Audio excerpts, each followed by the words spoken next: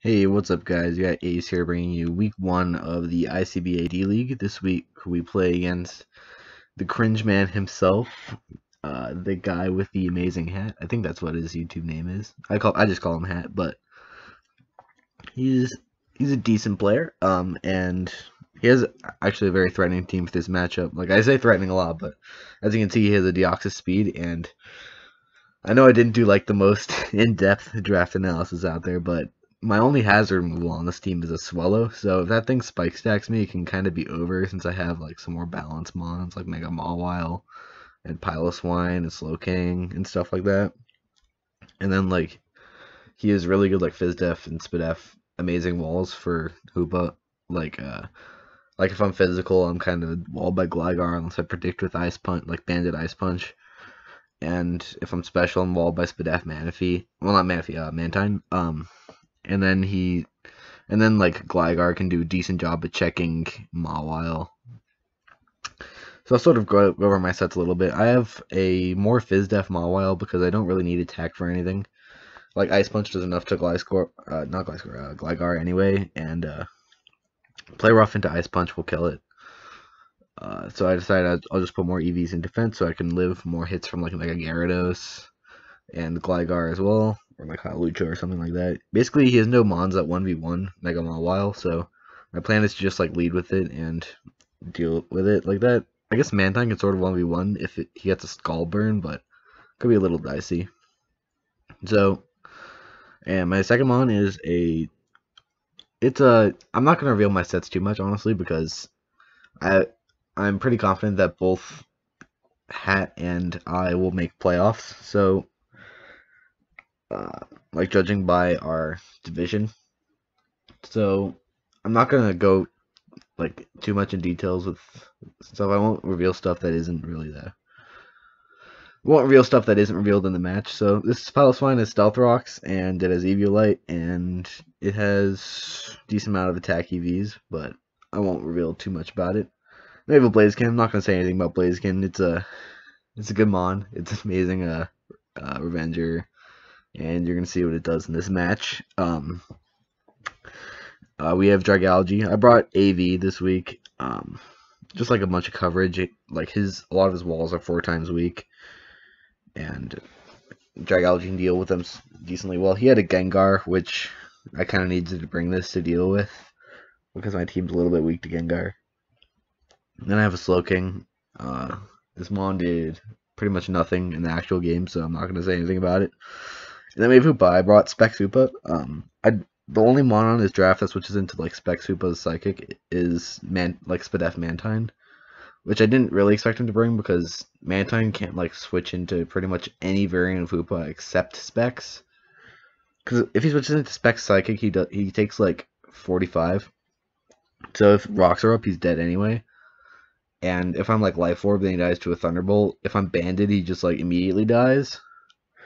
So I don't really see Spadef Mantine coming for Hoopa, which is why I brought Specs.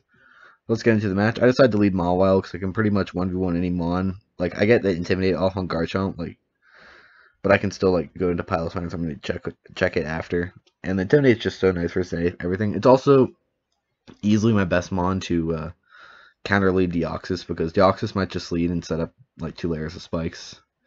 So it's like my only mon that like can set up layers of spikes against that without being offensively pressured. It's like my only mon that can Oko or like do a KO Deoxys without being offensively pressured. Like Hoopa, you can run coverage for Hoopa or Blaziken and stuff like that, and Slowking doesn't 2 KO it. So he leads Mantine, which is kind of worst case scenario for me because my Intimidate doesn't do anything, and I'm kind of fear Skullburn. I don't want to take damage because that'll help Gyarados sweep me later. So I switch out to Hoopa. As he goes for Scald, he gets the burn, which kind of sucks because it means this Mantine can kind of check me now. Like, it kind of confirms to him that this Mantine can check me because now that I'm burned, if I was a physical Hoopa, then this Mantine would be able to do anything anyway. But he's going to fear T-Bolt here. So he's... actually, he doesn't fear T-Bolt. He makes kind of a questionable play by staying in. I kind of forgot he made this play, but like if I went for T-Bolt there, he just died. And I could have gone for T-Bolt there, but I decided to go for Psychic because if he was Fizz Def, I 2 KO'd him anyway. I'm not expecting him to be like Signal Beam or anything like that. And he didn't, like his only Psychic resist was Deoxys Speed, which doesn't really count. So I went for Psychic there. Like it 2 KO'd any like non-Spadef Mantine version, but he actually reveals to be max Spadef Mantine, which is kind of weird, but it is the set he brought. So he stays in to Signal Beam me, which I don't agree with, but he did it anyway. And it worked out for him because like he could take any hit there except Thunderbolt. And I guess he might have even tanked like a non-specs Thunderbolt. I'm not sure about the calcs on that, but I guess he was kind of risking that there, but you know, people don't like I don't really think through my plays that much, like every single turn. Sometimes it doesn't matter as much as others. Like, he only needs this Mantine for this Hoopa, so if I don't kill it here, then it's fine. Like, he wants it for the Blaziken too, but he has other decent checks to that. Like, the Gligar can do decent stuff versus most Blazikens. You'll see what happens with Blaziken, though. So, he goes for Roost as a switch in Dragalge. He knows I was specs by that point, so there's no reason for me to stay in. And Dragalge threatens us out with T-Bolt. Judging by this play of him staying in on the Psychic, I go for T-Bolt, kind of expecting him to not scout for coverage yet again, but he goes Gligar, which is the better play. Because Dragalge doesn't get coverage for Gligar. So here expecting him to set up his rocks, I go into Hoopa, so because I want to get in a hit before his rocks go up, and seeing as I didn't go for T-Bolt before, he might not think I have T-Bolt on the Hoopa, so I go for T-Bolt here, predicting Mantine, as he does switch it in.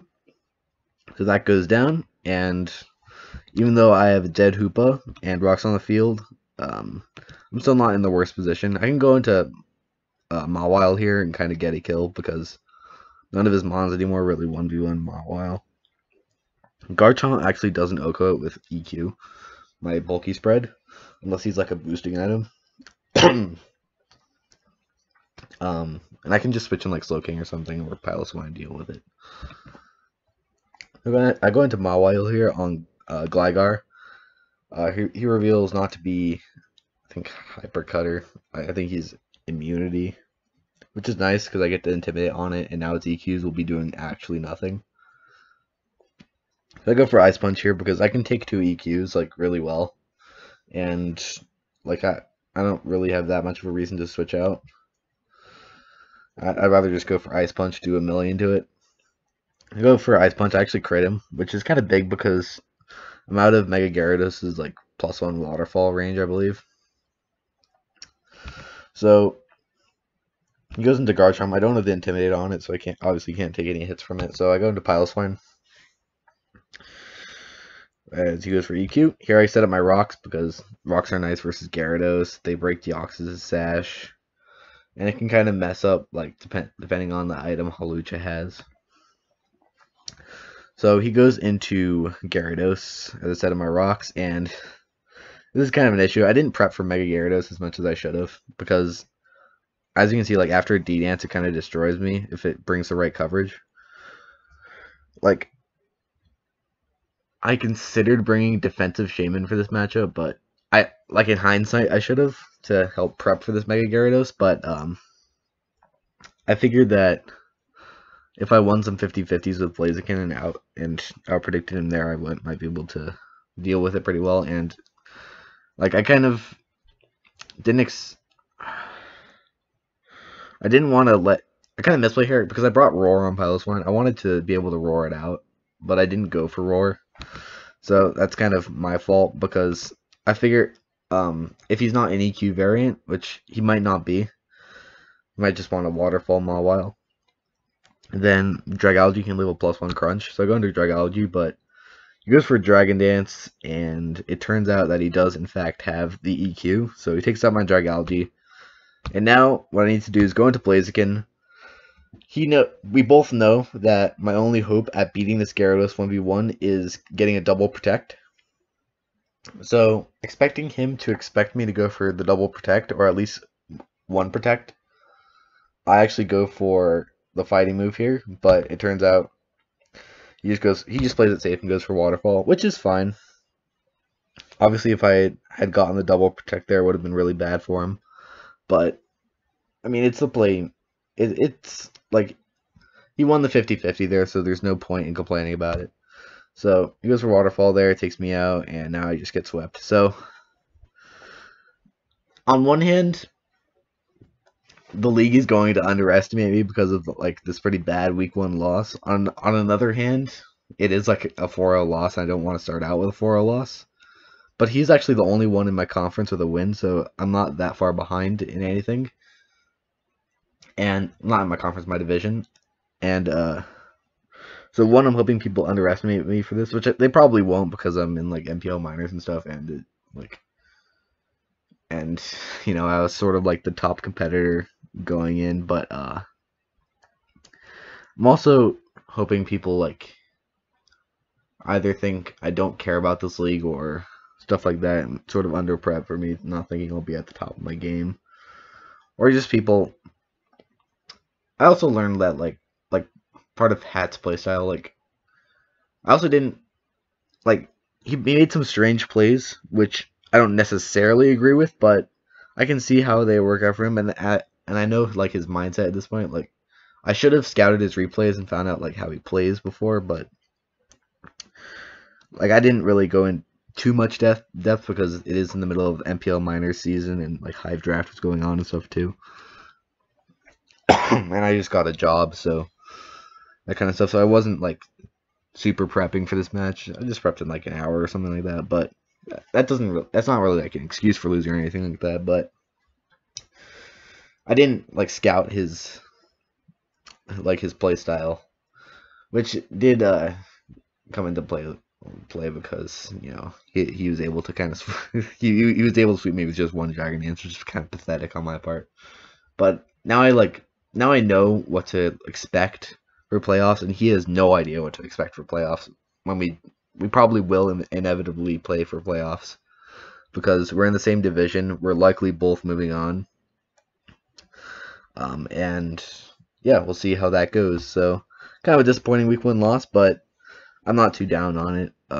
And I will see you guys next week for week 2 of the ICBA, in which we play the God ZDH 0218. All right, see you guys later.